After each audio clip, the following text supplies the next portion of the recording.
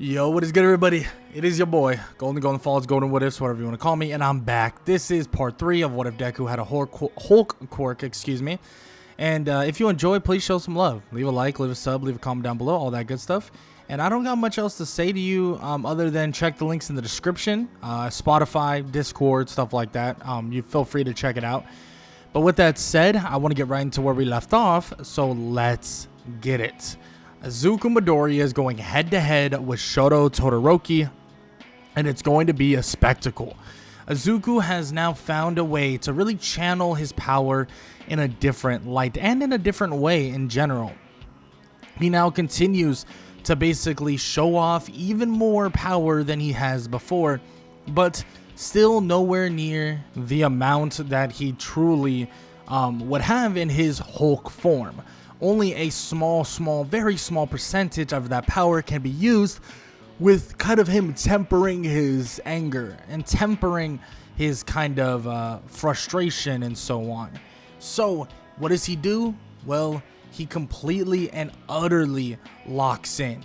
He's ready to fight this guy, ready to fight obviously Todoroki, and he begins to take him on just straight up at like a straight brawl. And of course, it's not a straight brawl for Todoroki because, well, Todoroki has his ways of kind of getting by certain things, and he does have massive amounts of ice powers.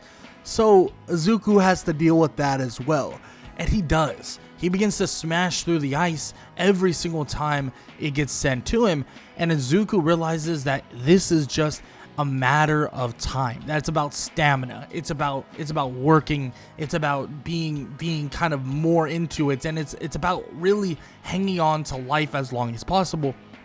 And Izuku continues to fight, continues to smash through the ice, and continues to work his way toward Todoroki, eventually getting to him. And as he does, he would pick him up and he would slam him on the ground. Everybody cheering like that Izuku has finally gotten past the ice, but Izuku himself is exhausted, and so is Todoroki. Todoroki is covered partially with ice, and you can tell he's slowing down massively. All of the icebergs that he's sending Izuku's way now dodgeable. And it seems as if Izuku is now basically put himself at an advantage that he will overcome Todoroki massively. But there's something in the back of his head, something that he knows, something he can tell, that Todoroki, well, he's holding back. He's holding back massively. He's not using one big piece of his quirk, and that is his fire side. And Izuku wants to know why. Why does he do this? Why is he restricting himself? Why is he restricting the power that was gifted to him? Why is he restricting the power that is his? In which Todoroki says that it's not his. It's not his power. It's his father's power. And he refuses to use it. He refuses to use the power that was given to him by his father. That he hates him. That he refuses over and over again to basically utilize it, in which Todoroki is just adamant about this, but Izuku tells him that that isn't true, that is his power, that is his strength, and that is his quirk. It doesn't matter what his father has done. It doesn't matter what basically he thinks. Izuku tells him that is his power, and he needs to use it, and he's being selfish. Izuku watches as Todoroki contemplates this in his own mind, but Todoroki tells him that if he was truly holding to that word, then he would release that creature that is within him. He would release all of his power. Why is he holding back? Why is he stopping himself? What is he ashamed of? In which Izuku says, he's right. What is he ashamed of? What is he worried about? Is he worried about hurting everybody that's around him? Or does it not matter? Or what truly matters is it only winning? In which Izuku looks at him and says that if he wants to see the monster, if he wants to see the creature, if he wants to see the Hulk, then fine. Because he's already angry. He's already mad. He's already pissed off because Todoroki continues to hold back and continues to play with his little selfish games. Izuku stands up and basically tells him that he asked for this, that this is over now, in which anger would fill Izuku's body, and he could feel his muscles swelling, his body growing, and he begins to transforming into the Hulk. And at one giant roar, the whole stadium would shake. Everybody would stand there and watch. This is it. This is what everyone's been talking about. This is what everyone heard about. That this guy, he has more than what people imagine. He can transform. He transformed into what they call the Hulk. Izuku would scream one more time, and the Hulk would even speak for him, telling Todoroki to give it his best shot. In which Todoroki would send a burst of ice and fire at the same time, but in one clap, in a single clap, enough to send shockwaves around the stadium. Well, Todoroki would be consumed by the wind, and the fire and ice would be gone instantly, would be completely just eviscerated, and Todoroki would be slammed into the wall and would be laying on the ground on the outside of the ring, in which Todoroki would slowly but surely get up, and Izuku would roar one more time for his victory, and everybody, they would be at a pause, Everybody would be at a standstill. Do they cheer? Do they gasp in fear? What do they do? Until they hear one person cheering. One person out of them all. And who is that? That's Inko Midoriya cheering for her son, basically cheering him on and saying that was amazing, and she begins clapping, and everybody follows suit. Everybody begins clapping, everybody begins cheering, and begins to chant his name. Izuku would then slowly but surely shrink down, in which everybody would be in complete and utter awe. And luckily, they actually have some pants for him that actually, stay on when he, transforms, which is always good, which is always top tier, because they thought that there was a small chance that Izuku would end up transforming, so it's good that they were prepared for this. Now, Izuku would then eliminate, obviously, Todoroki and head off to the next challenge. But in all honesty, none of these challenges are going to be anything close. And everybody knows it. Everybody can see it, especially if Izuku utilizes his full Hulk form. But he wants to stray away from utilizing it all the time, because he knows that he doesn't have full kind of adaptability with it. Doesn't have full kind of conjunction with the Hulk. So he begins to utilize his regular form, and he defeats people like Tenya Ida, but then eventually would take on Bakugo. And Bakugo would tell him that he's going to beat him, and he's going to find a way to basically be stronger than him. But we all know this is not going to work, is not going to matter. And well, Izuku would defeat Bakugo as well, but currently as we speak, there's one person watching from from far away. Someone is watching on the TV screen. All for One is currently watching Izuku Midoriya become something that he never believed to be possible, something far, far stronger than even All Might himself. Izuku has this power that lays dormant within him, that if they got it, if they could get it, and if All for One could use it, that everybody in this world would crumble and would lose and would have to bow down to the true king of all villains. That is what would happen. And well, let's just say All for One has a target on Izuku, but that target, well, you're gonna have to wait for that target, because he's not coming just yet. He's not seeking him just yet. And Izuku, he's going to have to continue his journey as a hero throughout this time, in which that's exactly what he does, because he does get situated, he does get ready, and gets a lot of invites for internships and so on and so forth. But there's one person that he was extremely excited about interning with from the very beginning, hoping that they would actually send him a basically an invite or a job opportunity or an internship opportunity, and that would be Mirko. Mirko was the one person that Izuku was excited and also willing to work with, because Mirko utilizes her fighting style in such unique ways, and on top of that, she is just a different level of fighter in terms of just raw power and raw strength. and he feels that channeling the power of the Hulk through his normal states, even if it is just a small, very small amount, that he knows that it will be beneficial to learn how to control that strength, but also control the anger that is within him. And he feels that Mirko would be able to do that for him. In which he goes there, and let's just say that it's a interesting time, because Mirko immediately, it's not your typical internship. Mirko is saying that they're going to be training. That is what they're going to do, and that is what is going to happen. They'll do maybe some patrol sooner rather than later, but she basically says like they are going to train like crazy, in which that's exactly what happens.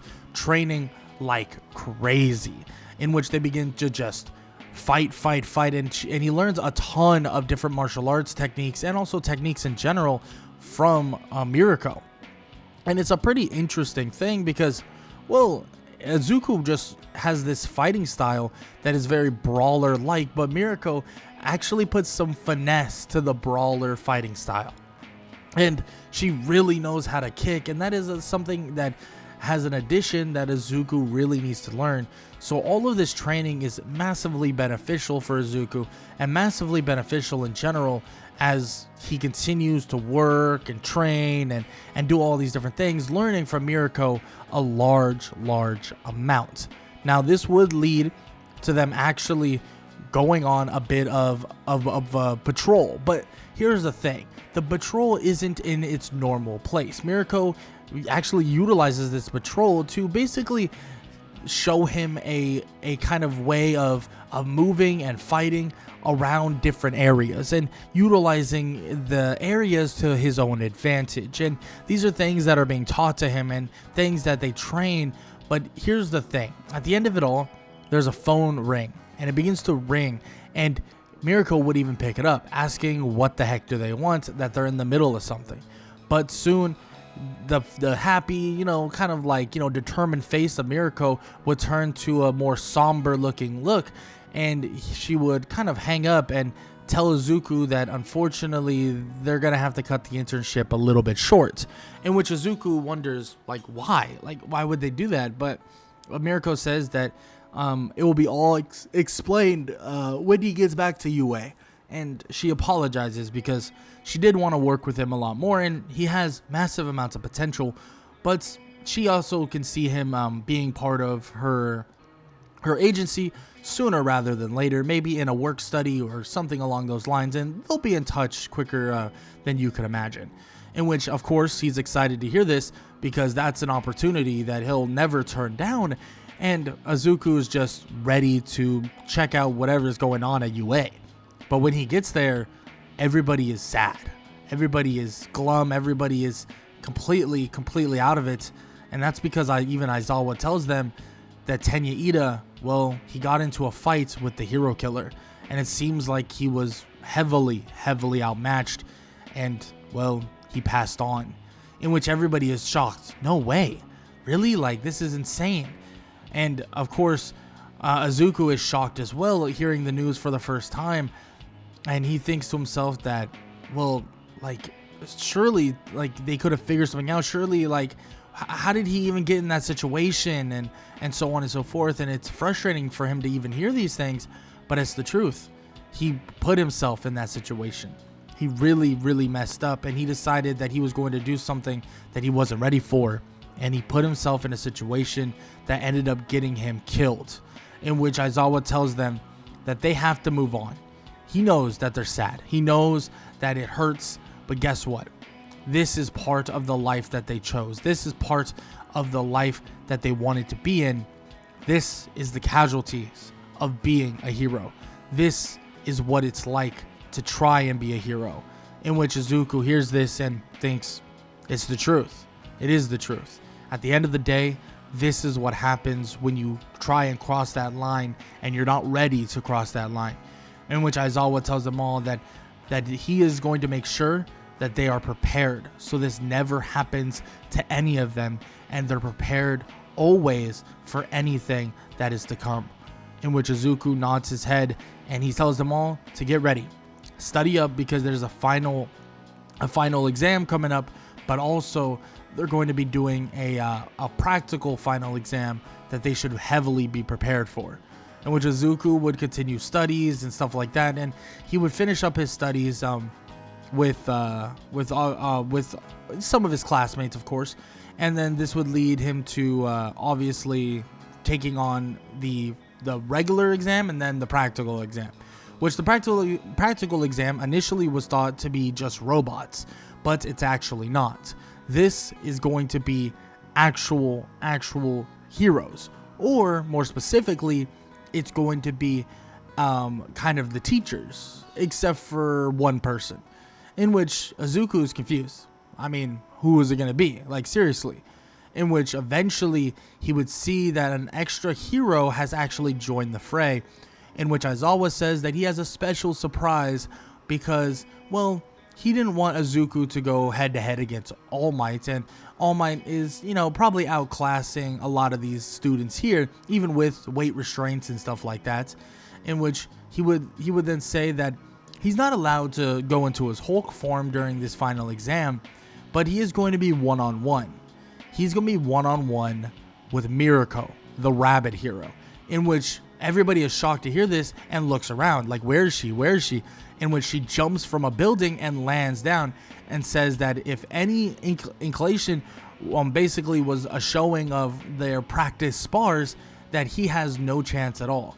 In which, of course, this would make Izuku even more excited about this fight. And, of course, she would be told that she has to wear weights, but immediately Izuku jumps in and says, no, there's no point in doing that. It would just make it too easy. That he wants a challenge, and he won't even transform, and that's a promise. In which Aizawa says that he wasn't going to be allowed to do that anyways, but yes, that is the plan. That he has to take her down and win, or he doesn't pass. In which he also brings up the fact that he could escape as well. That is an option. And you either fight, you either escape, or one of the two, and you win in allotted time. In which after everyone goes, everybody would be waiting and watching as Mirko, and Izuku are about to go head to head.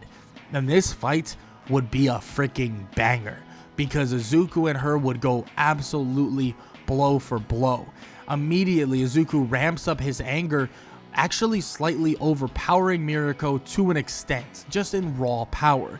But in terms of technique, Mirko is easily better than Izuku at fighting, and Izuku has to find a way to really just get a hold of Mirko, because once he's able to kind of parry and grab her arm, he realizes that he can't let go. So he slams her one time and continues his onslaught by basically holding on and getting the capture tape that he has and wrapping it around her and him, just to a certain extent, so she can never kind of obscure the distance away from him, and he needs to stay in close. So he begins to kind of like use his overwhelming strength to basically to damage Mirko and slow her down massively, messing and also kind of going for the legs and also going for different body shots to slow her down. And as he's doing this, he's able to just slow her down to a large degree. And it is a brutal fight, to say the least. It is one that a lot of teachers begin to say that they should stop this fight. Izuku's not even trying to leave. He wants this fight. He wants to keep on brawling, in which Aizawa tells them that if the kid thinks he can win, he's not going to just leave. He's not going to just want to just dip out and run away, because he wants to prove to everyone that he doesn't necessarily even need to go maximum power, doesn't need to have the Hulk form to even keep up with some of the best, in which Izuku is doing that. But at the same time, he knows that he still wants to kind of bond with this Hulk form and be even better and even stronger, and he wants to prepare for that moment. And this right here is him preparing for that moment, in which Izuku continues to batter and Mirko, but Mirko continues to batter him back. And eventually, they're both basically lying on the ground out of it, both lying on the ground at their absolute limit, in which Aizawa would call it off and go on the speakers and call it a draw. saying that they both did an excellent and had an amazing effort, but it's now over. In which Mirko and him would struggle to their feet, helping each other up, and Mirko would say that he has a lot to learn still, but it seems that she has a lot to learn as well, and that he's a smart kid, smarter than most up-and-coming heroes, and well, it'll be an honor to have him hopefully do a work study with her in the near future. And she said and told him that they'll be training for a very, very long time, in which they'll be getting stronger together and make it so that everybody in this world, everybody in Japan and this world will be safe. In which Izuku would smile and shake her hand as they would basically walk off, and Mirio would raise his hand and point to him as if it's a sign of saying that he is the winner here today. In which this would lead him to obviously being able to go to the forest training camp, but of course everyone was going to be allowed to go anyways, so it really wasn't that big of a deal. But still, it was a cool little moment that Izuku was happy that he was able to have, especially with a mentor like Mirko, and someone at that high of a level can basically give him that type of praise. Now, the forest training camp, as they leave and also basically go on a bus and then get shoved off a mountain by the Wild Pussycats, well, let's just say it's a pretty basic training for Izuku, but what they weren't expecting was a potential villain invasion. Yes, a potential villain invasion. But this invasion would shock everybody, and it would get to the point where Izuku would be looking around and kind of looking around for a little kid by the name of Koda, wondering where he is, what happened to him, and if he's okay. And Izuku realizes that Koda is actually on a mountain nearby. So he immediately would take off, going to see where he is, going to find Koda. And what he would find would shock him. A giant figure would be behind Koda, about to strike him down. And Izuku would jump into action, punching him away. And Izuku would stand there and say that he would really strike down a little kid. That is what he'll do. That he'll hurt a little kid, a child. That is the type of person he is. Wow. If that's the case, well, then he won't show mercy to him when he's on the floor, destroyed, battered, and beaten. In which Izuku would begin immediately growing in size. Muscular would be shocked. This is the person they've been talking about. This is the person that they were worried about, and they were trying to basically kidnap to try and get more information on him, but also more specifically so that All For One could get his kind of quirk away from him. But Izuku would grow in size, and Muscular would try to basically hit him, but as he punches him, he would land a punch on the Hulk, and well, let's just say the Hulk wouldn't even flinch, walking through the punches, punch after punch. Even when Muscular would grow even more in size, every single punch would be nothing. Izuku would grab him and slam him on the ground over and over and over and over again. Eventually, the guy is out cold on the ground, buried within the mountain. Izuku would turn toward Koda, and Koda would cower in fear, but immediately he would shrink back down. It seems that he's gaining more and more control and more ability to go in and out of his Hulk form. And it seems like Hulk and also him are in a way bonding a lot better than he could think, becoming kind of friends. And it's an odd thing to think about, but it's something that is really beneficial, in which Izuku would help Koda get up, and they would run off back toward where Aizawa was. As he would drop off Koda, he would begin running away, trying to find other classmates. But as he is running away, he would immediately feel an odd sensation, immediately getting basically placed in a small little marble. He doesn't know what's happening. He's stuck here. He's unable to move, and he doesn't know what's happening.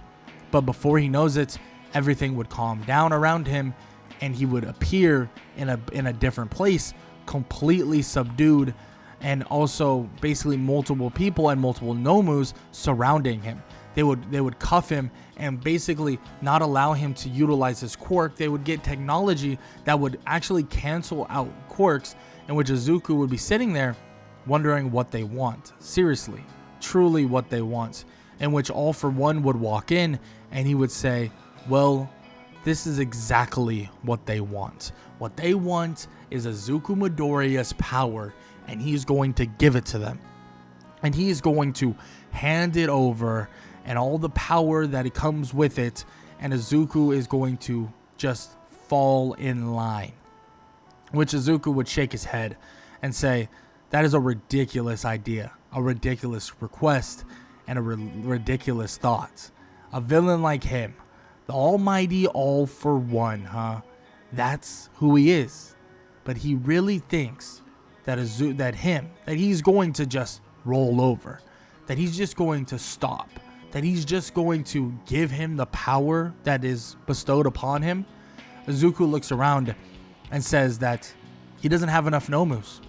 In which All For One asks, what are you talking about? Seriously? You're cuffed with Quirk canceling cuffs, and on top of that, we have multiple Nomus surrounding you that are at the same strength of even All Might himself. In which Izuku says, not enough. As his skin would grow green and he would shatter the cuffs in an instant, and he would tell them that he really messed up because his quirk just doesn't work the way he thinks it does. As he would grow in size, and immediately he would roar in this like powerful roar, and these Nomus would jump on top of him, trying to basically subdue him and begin beating on him. But immediately the Hulk would break out of it, slamming the Nomus around, and the Nomus would become kind of weapons for him. He would be slinging the Nomus around like nunchucks basically, and hitting everything in sight, as the building itself would be collapsing around All For One, and All For One would be forced to try to teleport away, forced to get out of the area. But all the villains that helped All For One were in there and basically knocked out or subdued entirely, in which Izuku would jump through the building and he would land on the top of another one, seeing All For One out there. Izuku would immediately begin speaking, but it's not your typical speaking. Of course, it's like Hulk talking, and Hulk would begin telling him that he truly messed up because he's not going to like it when he's angry. With one roar, the city itself begins to shake, and the heroes know exactly what's going down and know exactly what's happening pretty damn quickly.